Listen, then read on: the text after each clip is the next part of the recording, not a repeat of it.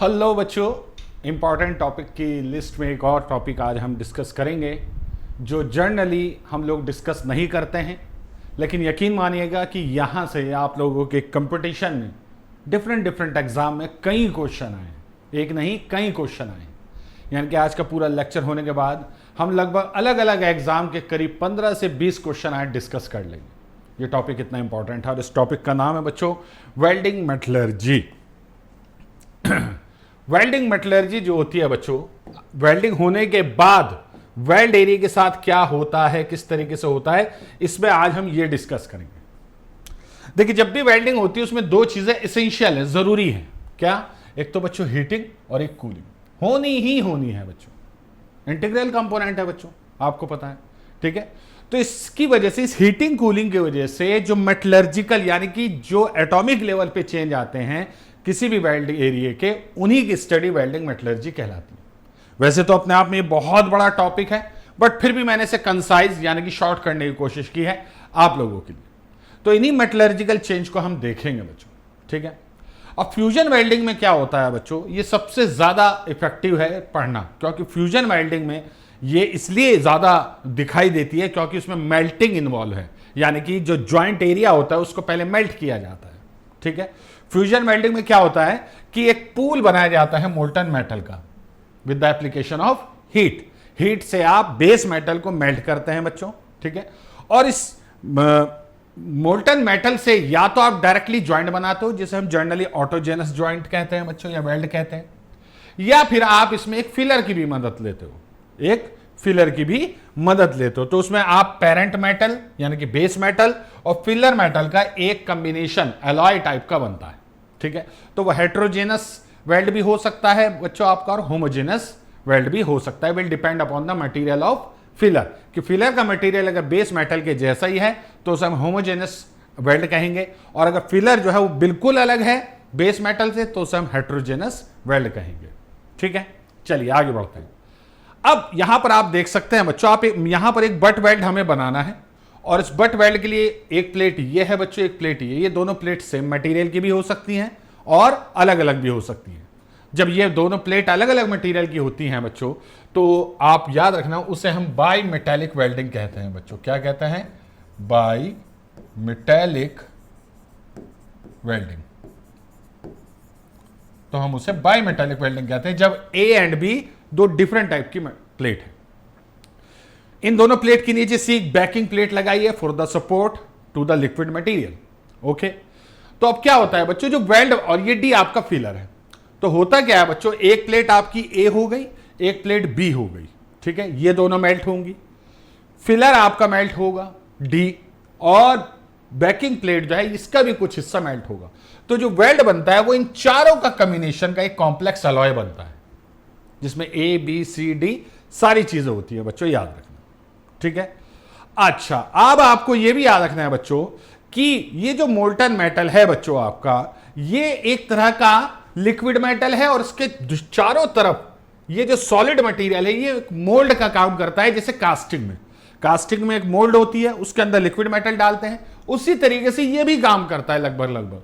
तो metallurgical structure जो है वेल्ड का और कास्टिंग का वो लगभग सेम होता है बच्चों, आपको ये याद रखना होगा बच्चों, ठीक है। अब ये जो आपका पूल बनता है वेल्ड पूल, ये बहुत छोटा होता है कंपेयर टू कंप्लीट स्ट्रक्चर, बहुत छोटा होता है बच्चों, याद रखना, ठीक है। तो इसी वजह से हम इसे कास्टिंग कह देते हैं। जैसे कास्टिंग में एक वो होती है ना मोल्ड, उसके अंदर आप कंपोनेंट बनाते हैं, बड़ी सी मोल्ड होती है, छोटे से कंपोनेंट बनता है। और अगर आप लेथ बेड जैसी चीज की कास्टिंग कर रहे हैं, सैंड कास्टिंग, तो आपको पिट मोल्डिंग करनी पड़ती है, गड्ढा खोद के जमीन में। तो कंपैरेटिवली कंपोनेंट का साइज हमेशा छोटा होता है कंपेयर टू मोल्ड, तो इसीलिए इसको हम कास्टिंग की तरह भी स्टडी कर सकते हैं। एक ये चीज आपको याद रखनी है, ठीक है। अब एक टिपिकल माइक्रो स्ट्रक्चर का यहां पर आपको इमेज दिखाई गई है बच्चों, ठीक है। यहां पर आप नोटिस कर पाएंगे बच्चों, यहां पर आप नोटिस करेंगे कि ये जो एरिया है यहां से यहां तक का ही है, इसको कहते हैं वेल्ड मेटल या फ्यूजन जोन। क्या कहते हैं बच्चों इसे? फ्यूजन जोन कहा जाता है बच्चों, इसे याद रखना। क्या कहा जाता है? फ्यूजन जोन, ठीक है।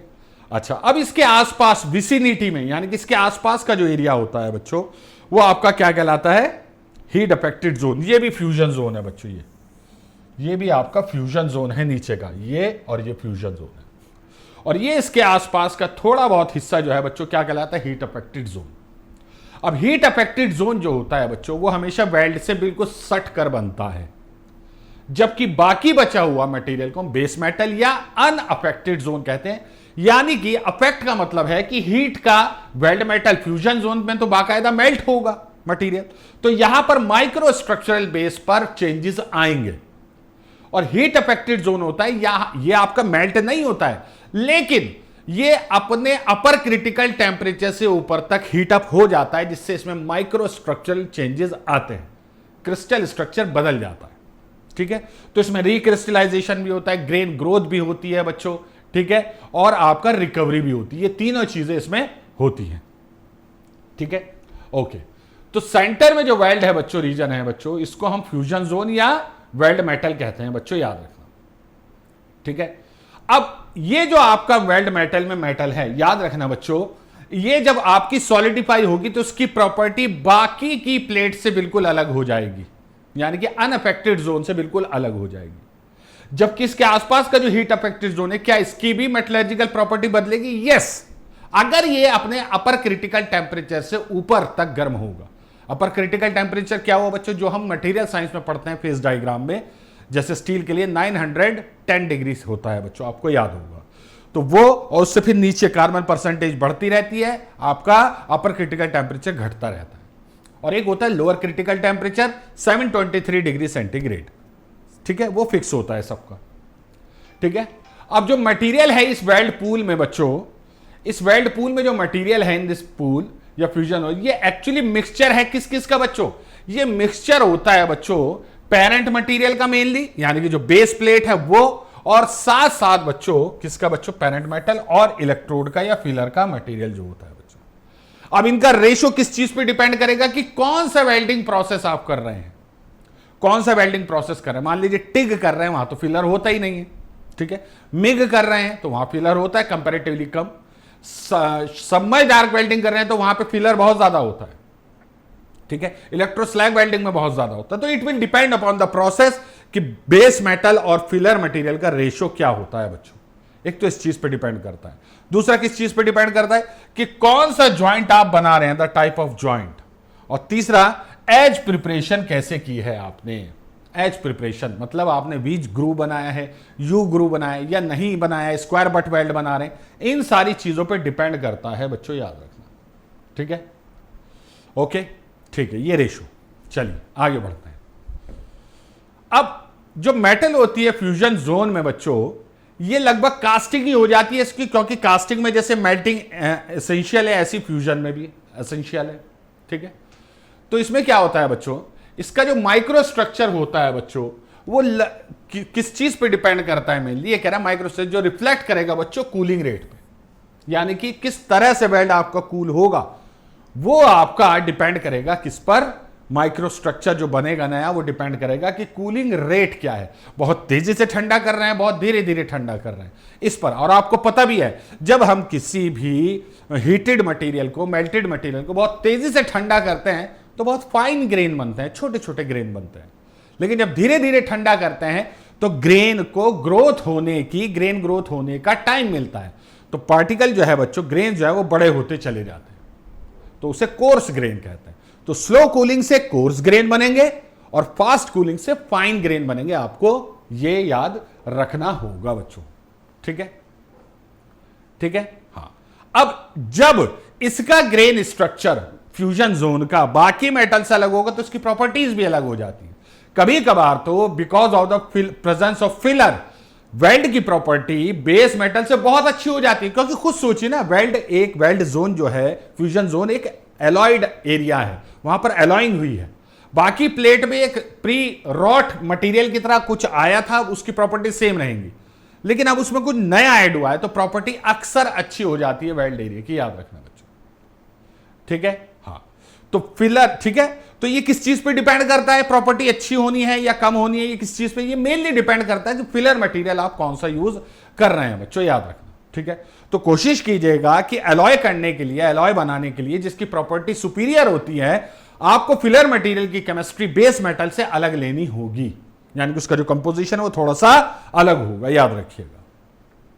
ठीक है, अब इस ग्रेन स्ट्रक्चर जो होता है फ्यूजन जोन में वो बहुत फाइन भी हो सकता है, फाइन भी हो सकता है, कोर्स भी हो सकता है, इक्विएक्स्ड भी हो सकता है। इक्विएक्स मतलब किसी एक सेंटर के अबाउट इधर भी सेम शेप है ग्रेन की, इधर भी सेम शेप है, इधर भी सेम शेप है, इधर भी सेम शेप है, तो इस एक्सिस के अबाउट ये इक्विएक्स्ड है, याद रखना बच्चों।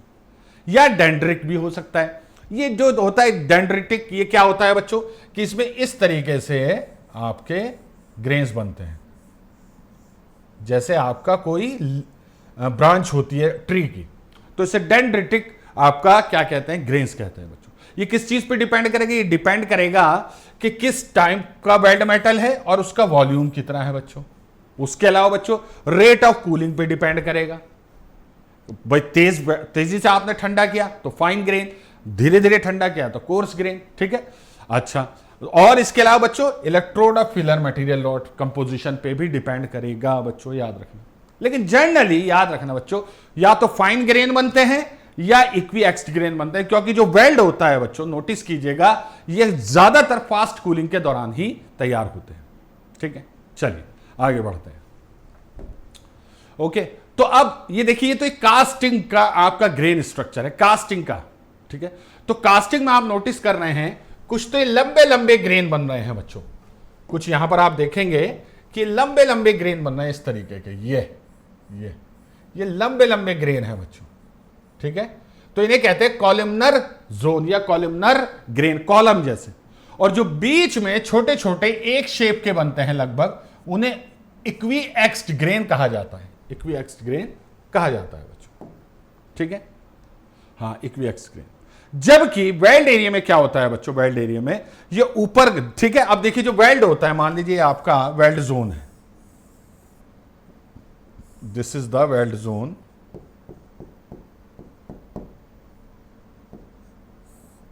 इस तरीके से बनता है।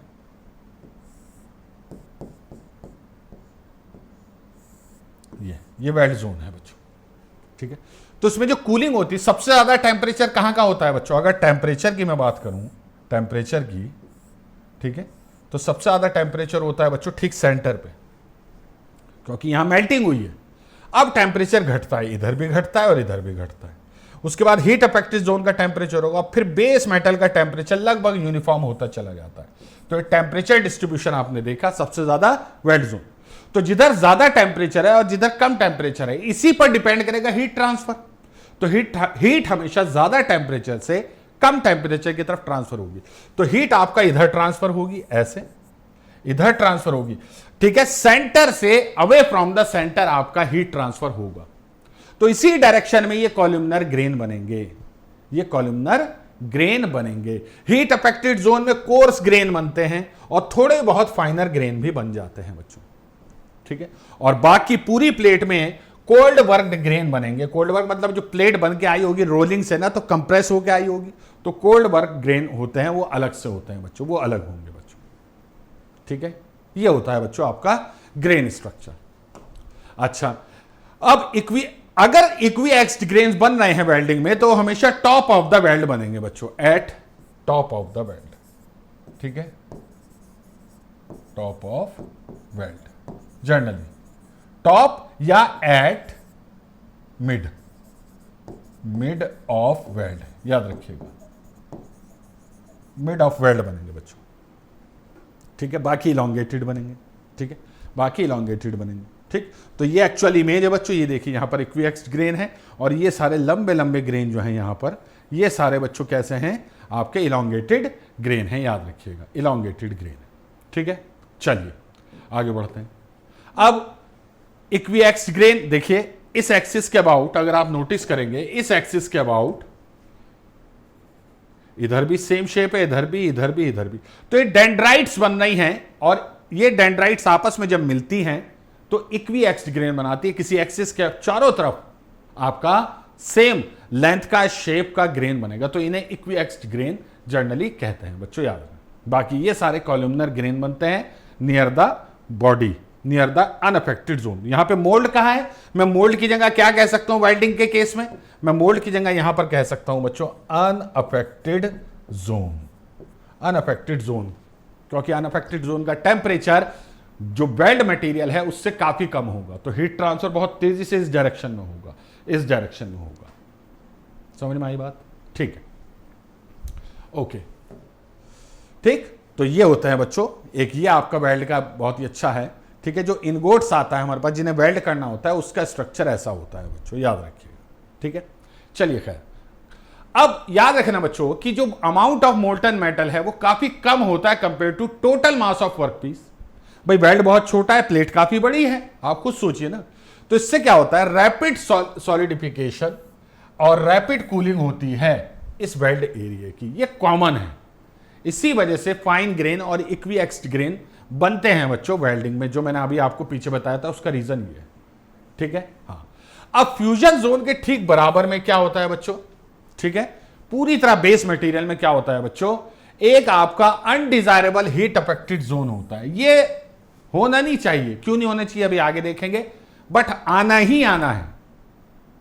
अनअवॉइडेबल भी है ये और अनडिजायरेबल भी है, याद रखना हीट अफेक्ट। इसमें क्या होता है बच्चों, पेरेंट मेटल मेल्ट तो नहीं होगा, ये सब क्वेश्चन आए हुए हैं बच्चों।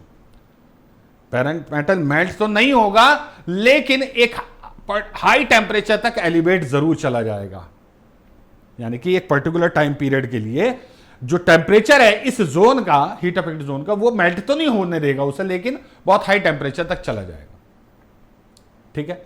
तो क्या होता है बच्चों कि जो एडजेसेंट मेटल होती है बच्चों, ठीक है, हाँ एडजेसेंट मेटल होती है, इसमें इतनी हीट होती है कि इसमें फेस ट्रांसफॉर्मेशन हो जाए, इतनी हीटिंग होती है, रिक्रिस्टलाइजेशन हो जाए, ग्रेन ग्रोथ हो जाए, ये सब चीजें होती है बच्चों, प्रेसिपिटेशन हो जाए या प्रेसिपिटेट कोर्सनिंग हो जाए, इम्ब्रिटलमेंट हो जाए, यहां तक कि क्रैक भी आ जाए। तो हीट अफेक्टेड जोन में ये सारी चीजें होती है, फेस ट्रांसफॉर्मेशन, फेस बदल गई, अल्फा आयरन से गामा आयरन बन गया, रिक्रिस्टलाइजेशन हो गया, क्रिस्टलाइजेशन जो था वो खत्म हुआ और नया बन के आया, ग्रेन ग्रोथ, ठीक है, ग्रेन जो है बच्चों उनमें ग्रोथ देखने को मिली, पोर्स ग्रेन बन गए, फाइन के बड़े हो गए ग्रेन, ऐसा हो सकता है।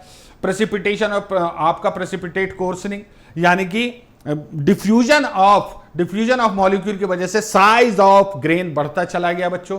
इम्ब्रिटलमेंट हो गया, ठीक है, यानी कि ब्रिटल हो गया आपका वो एरिया, और यहां तक कि इसमें क्रैक भी बहुत आसानी से आ जाता है, बल्कि हीट अफेक्टेड जोन में ही सबसे ज्यादा चांसेस होते हैं बच्चों क्रैक्स आने के, याद रखिएगा, ठीक है।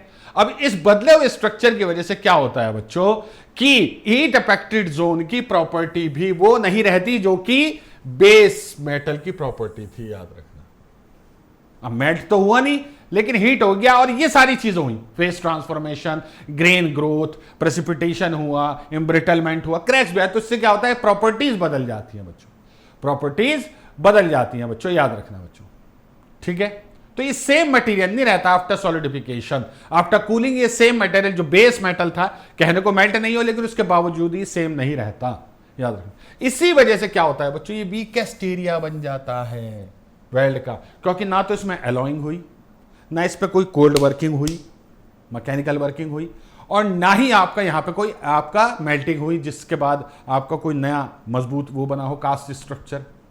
क्या हुआ, सिर्फ गर्म हुआ और छोड़ दिया। अगर आप किसी चीज को गर्म करो और बहुत उसे मतलब क्या नाम है, बिना किसी टेक्निक के उसे ठंडा कर दो और आप उस पर हथौड़ा मारो, तो वो चीज वहां से टूट जाएगी, बिकॉज वो हीट अफेक्टेड जोन बन चुका है, ठीक है। और ये किस वजह से होता है, कोर्स ग्रेन। अगर ये ग्रेन्स फाइन ही रहते तो मजबूत रहता है स्ट्रक्चर, लेकिन प्रेसिपिटेशन कोर्सनिंग यानी कि धीरे धीरे ग्रेन आपका बड़ा होता रहता है, जिसकी वजह से कमजोर होता चला जाता है, ठीक है, ओके। अब ये रीजन जो होती है बच्चों सेंटर से वेल्ड के मेटल की तरफ जाने पे बढ़ती है, extend outward from the weld, याद रखना बच्चों, ठीक है, हाँ आपको ये भी याद रखना बच्चों। अब हीट अफेक्टेड जोन का कुछ हिस्सा तो A1 टेम्परेचर, वही अपर क्रिटिकल टेम्परेचर से ज्यादा टेम्परेचर पे गर्म होता है बच्चों, और कुछ हिस्सा बच्चों इससे नीचे तक गर्म होता है बच्चों, नीचे तक गर्म होता है।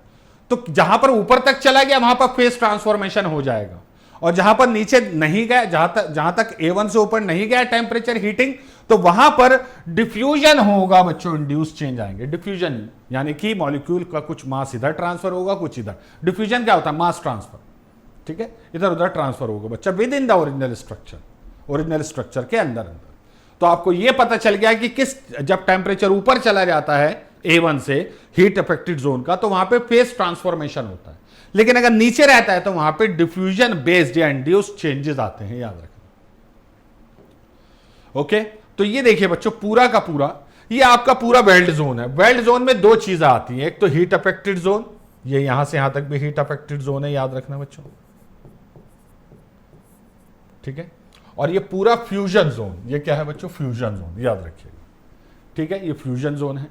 और आपका वेल्ड मेटल, ये चार चीज होती है बच्चों, चार मतलब तीन ही है, weld metal, fusion zone, heat affected zone. इन चारों को मिलाकर क्या बनता है बच्चों, आपका वेल्ड जोन बनता है बच्चों।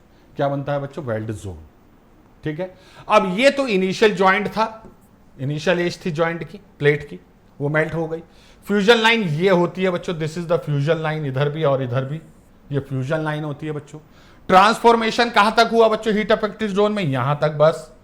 डिफ्यूजन कहां तक हुआ होगा, यहां तक हुआ होगा डिफ्यूजन, कोई प्रॉब्लम नहीं है बच्चों। ये सॉरी लाइन यहां तक लगानी थी, हीट अफेक्टेड जोन की, ठीक है। एक सेकंड में हटा देता हूं इसे, हाँ ये यहां तक, ठीक है, हाँ। और ये पूरा का पूरा क्या बन गया बच्चों, आपका वेल्ड जोन। और ये बचा आपका पेरेंट मेटल, ठीक है। ट्रांसफॉर्म जोन जो होता है बिल्कुल विसिनिटी ऑफ वेल्ड एरिया पास होता है, उससे अलग जो हीट अफेक्टेड जोन होता है वहां पर ट्रांसफॉर्मेशन नहीं होता, क्या होता है, डिफ्यूजन इंड्यूस चेंजेस आते हैं, याद रखना बच्चों। ओके, अब याद रखना बच्चों, वो प्रोसेस जिसमें लो रेट ऑफ हीट इनपुट होता है, इसमें लार्ज हीट कंटेंट आपका विद इन द मेटल बनता है, जिसमें धीरे धीरे आप हीट इनपुट करते हो वेल्डिंग में, याद रखना, जिसमें स्लो हीटिंग करते हो उसमें आपका हीट कंटेंट जो होता है बच्चों वो लार्ज होता है, टोटल ज्यादा हीट पहुंचती है वेल्ड एरिया तक, ठीक है। इससे स्लो कूलिंग रेट होता है, लार्ज हीट अफेक्टेड जोन बनता है, और रिजल्टेंट स्ट्रक्चर जो होगा उसकी लोअर स्ट्रेंथ होगी और हार्डनेस भी होगी, लेकिन डक्टिलिटी हायर होती है बच्चों, याद रखना, ठीक है। अब आप कहेंगे कि सर ये लो रेट हीट ऑफ इनपुट क्या है, कहां से आ गया है, ठीक है। देखिए कुछ ऐसे वेल्डिंग प्रोसेस है जिसमें हीट वेल्ड एरिया तक पहुंचने में समय लगता है, जैसे गैस वेल्डिंग में बहुत देर तक गर्म करना पड़ता है आपको, तो उसे कहते हैं स्लो हीटिंग। अब इसकी वजह से क्या क्या होता है, फिर से सुनिए, low heat content with in the metal पहुंचेगा, जिसकी वजह से स्लो कूलिंग रेट होगा, लार्ज हीट अफेक्टेड जोन बनेगा, स्ट्रक्चर की स्ट्रेंथ जो वेल्ड बनेगा उसकी स्ट्रेंथ कम होगी, हार्डनेस आपकी कम होगी, लेकिन डक्टिलिटी ज्यादा होगी। जबकि हाई हीट इनपुट अगर आप देते हैं बच्चों तो क्या होगा, लो हीट इनपुट जाएगा, ठीक है, जिससे फास्ट कूलिंग रेट, भाई जब ज्यादा गर्म नहीं हुआ तो ठंडा जल्दी होगा बच्चों, स्मॉल हीट अफेक्टेड जोन बनेगा, ठीक है, स्मॉल हीट अफेक्टेड जोन बनेगा, स्ट्रेंथ आपकी हायर हो जाएगी, हार्डनेस भी थोड़ी सी हायर हो जाएगी क्योंकि फास्ट कूलिंग है, और इसकी वजह से बच्चों आपकी डक्टिलिटी कम हो जाएगी। ठीक इसका उल्टा, ठीक है। अच्छा, अब अगर आप शुरू में ही वेल्डिंग का टेम्परेचर बहुत हाई ले रहे हो तो भी आपका हीट अफेक्टेड जोन का साइज बढ़ता है, बच्चों याद रखना। इसके अलावा अगर आपने वेल्डिंग स्पीड कम ले रखी है तो भी हीट अफेक्टेड जोन ज्यादा बनेगा। इसके अलावा अगर मटेरियल की थर्मल कंडक्टिविटी हाई है तो भी हीट अफेक्टेड जोन ज्यादा बनेगा बच्चों, ठीक है, ओके। इसके अलावा अगर बेस मेटल थिक है, थिक मतलब पतला है बच्चों, तो भी हीट अफेक्टेड जोन ज्यादा बनेगा। तो हीट अफेक्टेड जोन कब कैसा बनता है ये पूरी डिटेल सिर्फ इन 4-5 लाइनों में आपको दिख रही होगी, ठीक है। वेल्ड ज्योमेट्री भी इंपॉर्टेंट है, याद रखना, फिलेट वेल्ड के हीट अफेक्टेड जोन कम होते हैं क्योंकि वो जल्दी बन जाते हैं, जबकि बट वेल्ड के हीट अफेक्टेड जोन आपके ज्यादा होते हैं क्योंकि उन्हें बनाने में टाइम लगता है, मटेरियल ज्यादा फिल होता है, याद रखना, ठीक है, ओके। अब क्या होता है बच्चों, अब हीट अफेक्टेड जोन की कुछ ऐसी प्रॉपर्टीज हो जाती हैं जिन्हें आप नहीं चाहते, तो आप उन्हें हीट ट्रीटमेंट की मदद से रिमूव कर सकते हैं। यह एक और तरीका है बच्चों, जिससे कि अब देखिए, क्योंकि इतनी हीट आप देख रहे हैं, कितना वेरिएशन है हीट में, फ्यूजन जोन में बहुत ज्यादा हीट अफेक्टेड जोन में थोड़ी कम, और बेस मेटल में ना के बराबर, तो अलग अलग टाइप के माइक्रो स्ट्रक्चर बनते हैं जिससे प्रॉपर्टीज आपकी बहुत ज्यादा डिफर करती है बच्चों।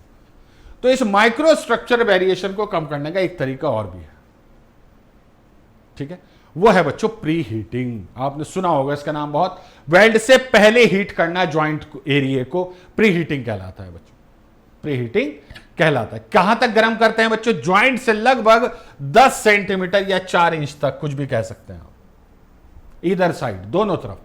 वेल्ड से इधर भी 10 सेंटीमीटर और उधर भी 10 सेंटीमीटर, ठीक है। हाँ, तो इससे क्या होता है बच्चों, प्री हीटिंग से जो कूलिंग रेट है, जो वेल्ड के बाद होने वाली कूलिंग है, वो आपकी स्लो हो जाती है। और जब वो स्लो हो जाती है तो क्या होता है बच्चों, आपका कोर्स ग्रेन बनते हैं बच्चों, याद रखना, ठीक है, ठीक है। Reduce the cooling rate of both weld, ठीक है। तेजी से ठंडा नहीं होगा, धीरे धीरे ठंडा होगा, क्योंकि देखिए वेल्ड में ना हार्डनेस आना इंपॉर्टेंट नहीं है, वेल्ड एरिया का डक्टाइल होना इंपॉर्टेंट है, क्योंकि तभी वो लोड, फ्लक्चुएटिंग इंपैक्ट लोड के अगेंस्ट अच्छे से टिक पाएगा, समझ में आई। तो एप्लीकेशन के लिए आपको प्री हीट करना पड़ता है बच्चों, याद रखना, ठीक है। तो इससे सॉफ्टर वेल्ड बनता है, डक्टाइल वेल्ड बनता है बच्चों, ठीक है, याद रखिएगा। और आपका जो हाइड्रोजन प्रोड्यूस होती है वेल्डिंग के दौरान, because of the moist electrode या किसी और वजह से, वो हाइड्रोजन को निकलने का भी ज्यादा टाइम मिलता है, तो इम्ब्रिटलमेंट भी रुक जाता है बच्चों, ठीक है, ओके। अब वेल्डिंग स्ट्रेस जो होते हैं बच्चों, याद रखना, वो बहुत ही बड़े एरिया पे डिस्ट्रीब्यूटेड होते हैं। The welding stress are distributed over a large area, ठीक है। हाँ, तो इससे क्या होता है बच्चों, reducing the amount of weld distortion. इससे वेल्ड, अब देखिए, अगर वेल्ड पर बहुत ज्यादा स्ट्रेस प्रोड्यूस हो गया तो वेल्ड, आपका वेल्ड प्लेट ऐसे है तो ऐसे हो जाएंगे, डिस्टॉर्ट हो जाएंगे, चेंज इन शेप आ जाएगा, चेंज इन डायमेंशन आ जाएगा। तो उस वो जो है बच्चों वेल्डिंग में कम ही रहता है। क्यों? उसका रीजन क्या है? क्योंकि वेल्ड इतना सा, बाकी मटेरियल इतना, तो वो इतना नहीं आता, बट आता जरूर है, हाँ ये बात है। अब वेल्ड डिस्टॉर्शन की वजह से क्रैकिंग होती है, तो उसकी भी पॉसिबिलिटी कम हो जाती है बच्चों, याद रखना। तो प्री हीटिंग जो है बच्चों, किस किस की बच्चों, हाई एलॉय स्टील ले लीजिए या थिकर सेक्शन ले लीजिए, ठीक है, जैसे कि आपका high carbon steel, cast iron, इनकी प्री हीटिंग जरूरी होती है करनी, ठीक है, करते हैं बच्चों, ठीक है। हाँ, या ऐसे मटेरियल इनकी थर्मल कंडक्टिविटी बहुत हाई होती है बच्चों, जैसे कॉपर, एल्यूमिनियम, बहुत जरूरी है इनकी प्री हीटिंग, याद रखना है। इन्हीं चीजों को रिड्यूस करने के लिए आपको याद रखना बच्चों, ठीक है। हाँ, कार्बन कंटेंट जैसे प्लेन कार्बन स्टील में जब भी 0.3% से ज्यादा होगा, प्री हीटिंग जरूरी हो जाती है, प्री हीटिंग जरूरी हो जाती है बच्चों, याद रखना, ठीक है। क्योंकि अगर आपने प्री हीटिंग नहीं करी तो कूलिंग रेट फास्ट होगा, और कूलिंग रेट से क्या बनता है बच्चों, अगर फास्ट है तो मार्टेनसाइट बनता है। मार्टेनसाइट बहुत ही हार्ड और ब्रिटल है, और ब्रिटल वेल्ड किसी काम का नहीं है, याद रखिएगा। तो जैसे ही कार्बन परसेंटेज 0.3% से ज्यादा हो, यानी कि medium carbon steel, high carbon steel, इन दोनों में प्री हीटिंग जरूरी होती है, करनी चाहिए, ताकि मार्टेनसाइट ना बने, because of the fast cooling rate, याद रखना बच्चों, जैसा क्विंचिंग में होता है, जैसा क्विंचिंग में होता है, ठीक है। और एलॉय स्टील जो होते हैं बच्चों, खासतौर से हाई एलॉय स्टील, उसमें भी बच्चों हार्डनिंग बहुत ज्यादा होती है, हार्डनेबिलिटी उसकी बहुत ज्यादा होती है। तो जिस भी मटेरियल की हार्डनेबिलिटी ज्यादा होती है, जैसे high alloy steel, cast iron, इनकी हार्डनेस बहुत है क्योंकि कार्बन ज्यादा है, और या एलॉय मटेरियल बहुत ज्यादा है, तो वहां पर भी आपका मार्टेनसाइट बनने के चांसेस बहुत ज्यादा होते हैं, तो उसमें भी प्री हीटिंग जरूरी होती है। तो प्री हीटिंग का कॉन्सेप्ट भी मैंने आपको यहां पर कंप्लीट समझा दिया है, ठीक है। हाँ, तो special pre and post welding heat cycle आप अप्लाई करते हैं वेल्डिंग पे, ठीक है, खास तौर से हाई कार्बन स्टील के लिए और एलॉय स्टील के लिए, याद रखना बच्चों, ठीक है। जैसे प्लेन कार्बन स्टील है तो प्री हीट टेम्परेचर लेते हैं लगभग 200 से 400 फ़ारेनहाइट या 100 से 200 डिग्री सेंटीग्रेड, मेनली ये लिया जाता है बच्चों, ठीक है। हाँ, अब इन्हें वेल्ड किया जा सकता है बिना प्री हीटिंग के या पोस्ट हीटिंग के। वो कौन कौन से हैं बच्चों? वो लो कार्बन स्टील है, लो एलॉय स्टील है, इनको ज्यादा जरूरी नहीं होता प्री हीटिंग या पोस्ट हीटिंग, ठीक है।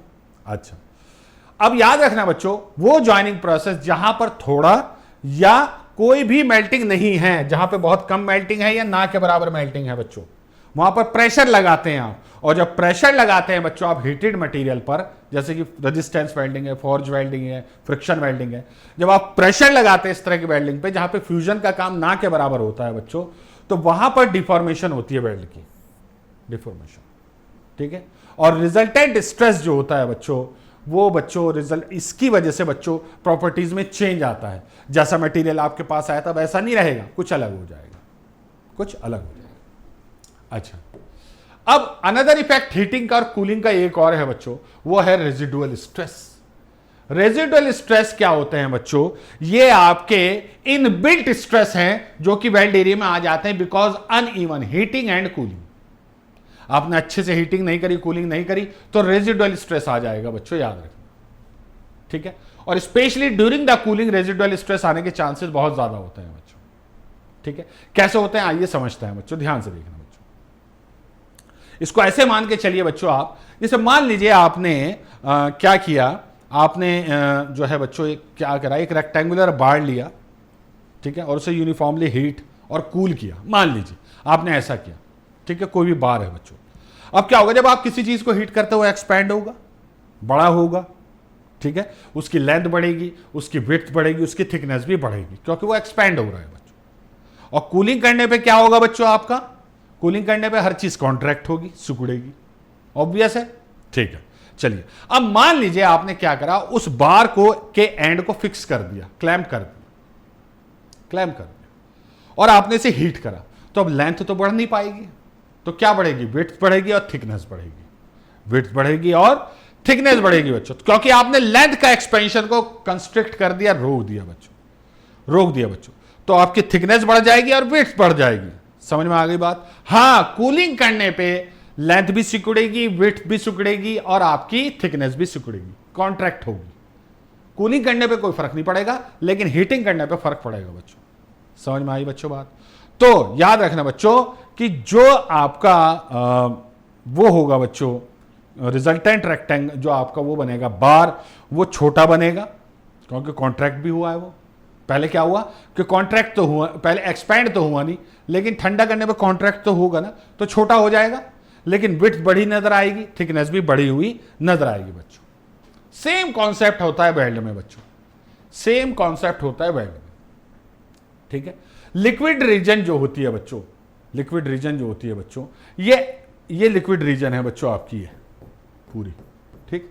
ये क्या करती है, इन दोनों के वो वाले एक्सपेंशन जो कि वेल्डिंग की डायरेक्शन के ठीक परपेंडिकुलर आएंगे, यानी कि ये भाई वेल्डिंग की डायरेक्शन ये है, तो इसके परपेंडिकुलर आपकी ये प्लेट एक्सपेंड होगी, उसे ये लिक्विड रीजन एब्जॉर्ब कर लेगी, एडजस्ट कर लेगी, एब्जॉर्ब कर लेगी बच्चों। समझ में आ गया बच्चों, ठीक है। लेकिन ये जो लेंथ के अलॉन्ग आएगा, लेंथ के अलॉन्ग आएगा, अब क्या होगा बच्चों, क्योंकि ये ज्यादा मेल्ट हुआ है तो ये ज्यादा एक्सपेंड होने की कोशिश करेगा, ठीक है, ठीक है। और ये आपका कम एक्सपेंड होने की कोशिश करे तो इनके बीच एक खींचातानी शुरू हो जाती है, और इसी खींचातानी में क्या होता है बच्चों कि बीच वाली रीजन पे तो टेंशन आ जाता है।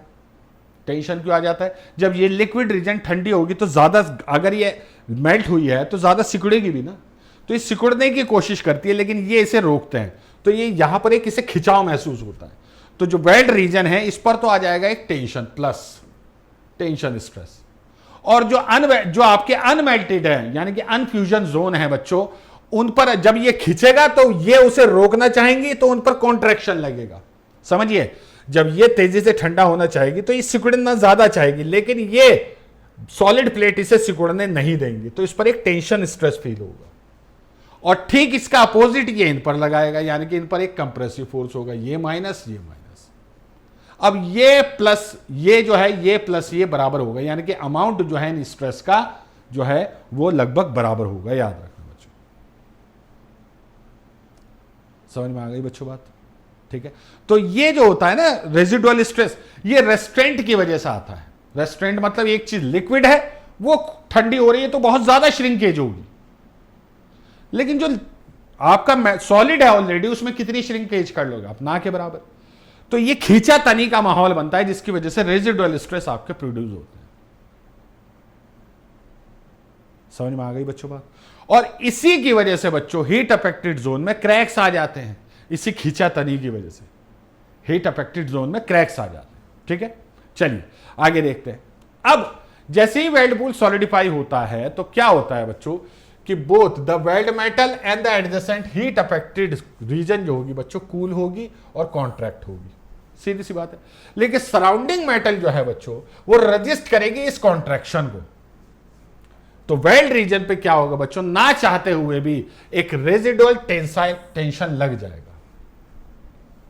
कोई चीज ऐसे होना चाह रही है और तुम उसे ऐसे खींच रहे हो नीचे की तरफ, मतलब ये चीज ऐसे जाना चाह रही है, ऐसे कॉन्ट्रैक्ट, ये सॉरी नीचे आना चाह रही है, कोई चीज ऐसे होना चाह रही है, लेकिन आसपास की प्लेट उसे ऐसे खींच रही है, तो उस पर एक टेंशन लग जाएगा, जो आपकी फ्यूजन जोन होगा उस पर एक टेंशन लगेगा बच्चों, टेंशन लगेगा। और इसको अपोज करने के लिए जो सॉलिड प्लेट लगा रही है वो क्या लगाएगी, अपने ऊपर कंप्रेशन लगाएगी, तो इस वजह से खिंचातनी का माहौल होता है, तो रेजिडुअल कंप्रेशन लगता है सॉलिड पर बच्चों, सॉलिड पर, ठीक है।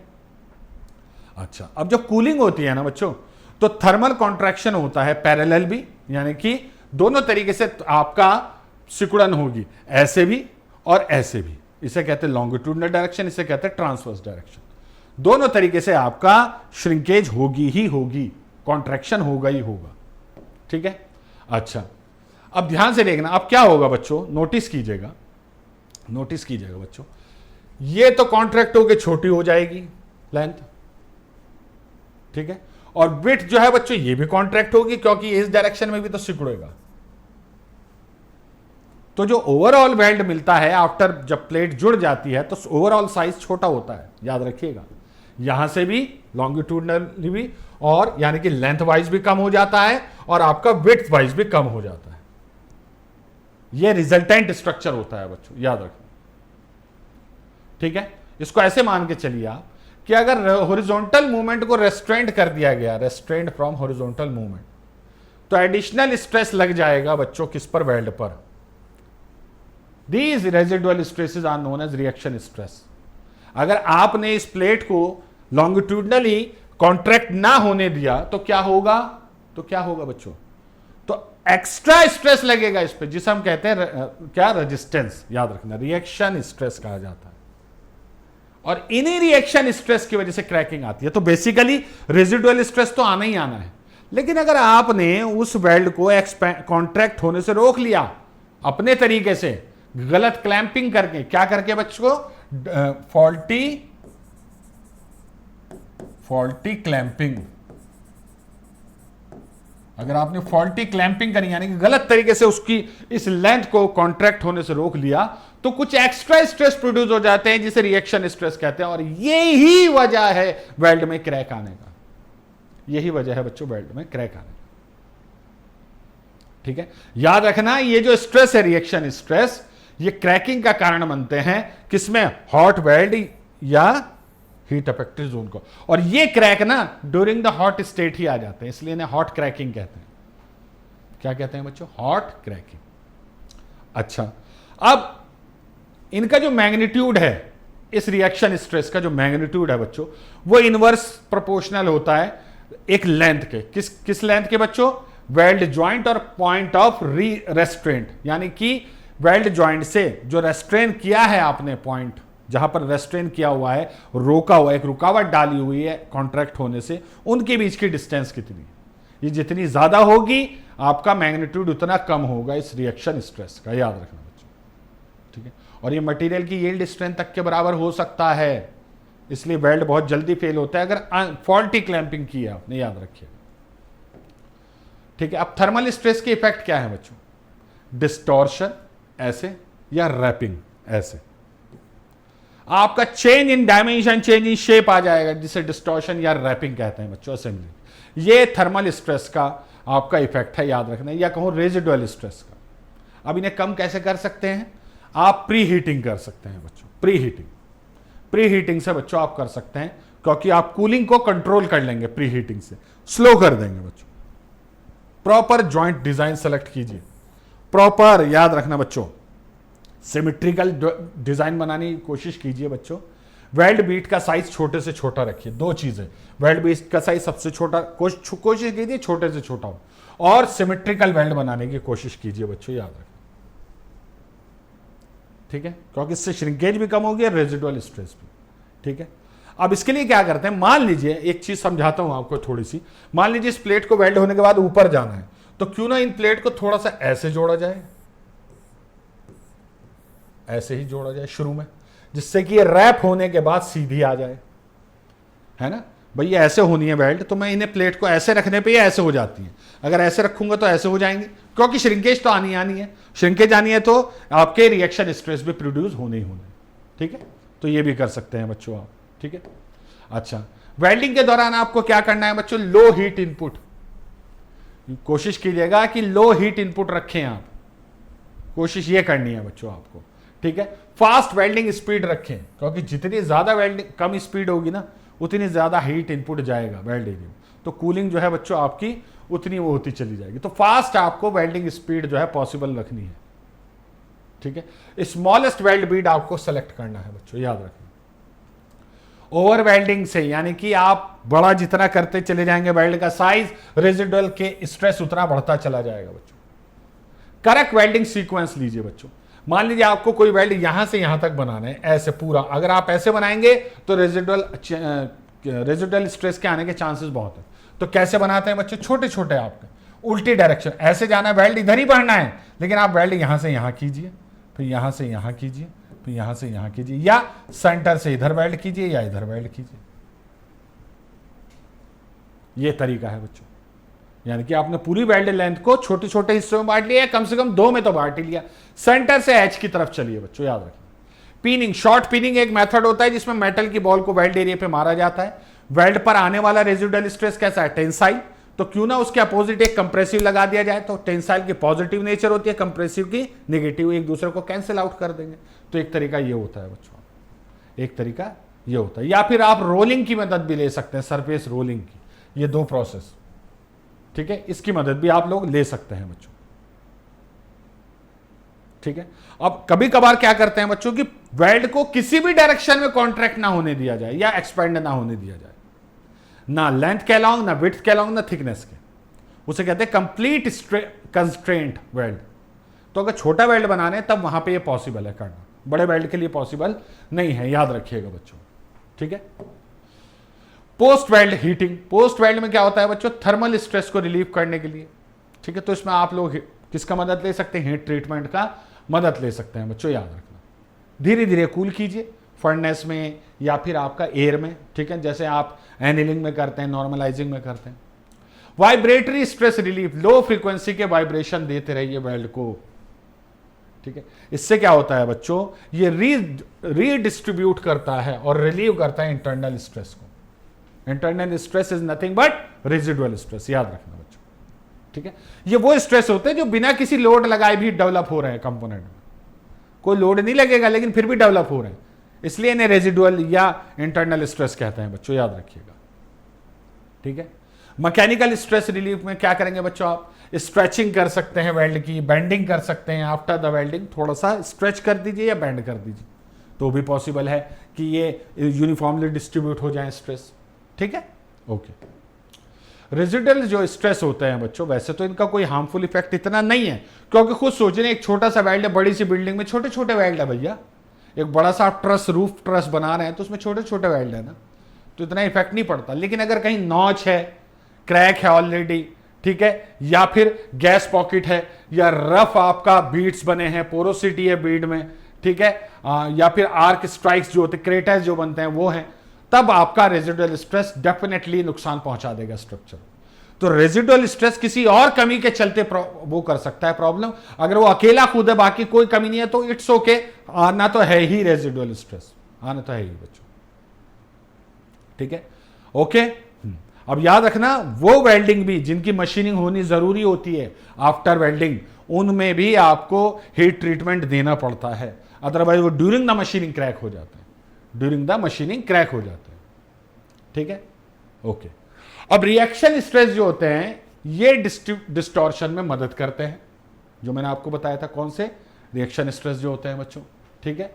और ये जो है बच्चों क्रैकिंग का मेन रीजन है, क्रैकिंग का मेन रीजन है बच्चों, याद रखना, ठीक है। हाँ, क्रैकिंग जो है बच्चों सबसे ज्यादा जो है बच्चों कब होती है, याद रखना, जब जो रिस्ट्रिक्शन है बच्चों वेल्ड को कॉन्ट्रैक्ट या एक्सपेंड होने में, वो बहुत ज्यादा है बच्चों, ठीक है। और खास तौर से perpendicular to the direction of welding, जब आपने इस तरीके से ऐसे इधर से रिस्ट्रेन कर दिया, इधर से फिक्सचर की मदद से, ठीक है, इधर से कर दिया, इधर से कर दिया, तब सबसे ज्यादा चांसेस है क्रैक आने के, याद रखना बच्चों, ठीक है। जब आप मल्टी पास वेल्ड बनाते हैं तो जो सबसे पहला पास होता है उसमें वेल्ड क्रैक आने के सबसे ज्यादा चांसेस है, याद रखना, सबसे ज्यादा चांसेस। तो कई जगह क्रैक आ सकते हैं, जैसे यहां पर ये टो क्रैक आ सकता है, ठीक है, हीट अफेक्टेड जोन में क्रैक आ सकते हैं बच्चों, ठीक है, यहां तो बहुत ज्यादा आते हैं, याद रखना। या फिर आपका रूट क्रैक आते हैं बच्चों यहां पर, ठीक है, ओके, ये रूट क्रैक है, सारे रूट क्रैक, ठीक है। इंटरफेस पर क्रैक आ जाता है, वेल्ड एरिया ये है, बेस मेटल ये यहां पर क्रैक आ जाता है, वेल्ड मेटल क्रैक हो जाता है ठीक बीच में से ये, ठीक है, अंडर बीट क्रैक आ जाते हैं, बीट के ठीक नीचे क्रैक आ जाते हैं। तो कई तरह के क्रैक होते हैं जो हम वेल्डिंग डिफेक्ट्स में पढ़ेंगे, जब क्रैक्स पढ़ेंगे बच्चों, याद रखना, कई तरह के क्रैक्स होते हैं, ओके। अब फ्रैक्चर की या क्रैक की पॉसिबिलिटी को कम करने के लिए क्या है बच्चों, आपको इस तरीके से वेल्ड एरिया को डिजाइन करना है कि उस पर कम से कम रेस्ट्रेंट लगाना पड़े, कम से कम रेस्ट्रेंट लगाना पड़े, ठीक है। अब बड़े जो स्ट्रक्चर होता है उसमें जरूरत नहीं होती रेस्ट्रेंट की, क्योंकि वो तो खुद एक बहुत बड़ा स्ट्रक्चर है, वो खुद रेस्ट्रेंट लगा देगा, ठीक है। अच्छा, कुछ बच्चों याद रखना, हाई कार्बन स्टील हो गया, हाई एलॉय स्टील हो गया, हाई स्ट्रेंथ मटेरियल हो गए, इनके साथ क्रैक्स आने के ज्यादा चांसेस होते हैं, तो इनकी कूलिंग बहुत ध्यान से करनी चाहिए बच्चों, ठीक है। और दूसरा, कोशिश ये करें कि जब भी वेल्ड करें तो थिकर मटेरियल बनाने की कोशिश करें वेल्ड को, तब आप वेल्ड कीजिए, थिनर के साथ बहुत ज्यादा चांसेस है बच्चों, ठीक है।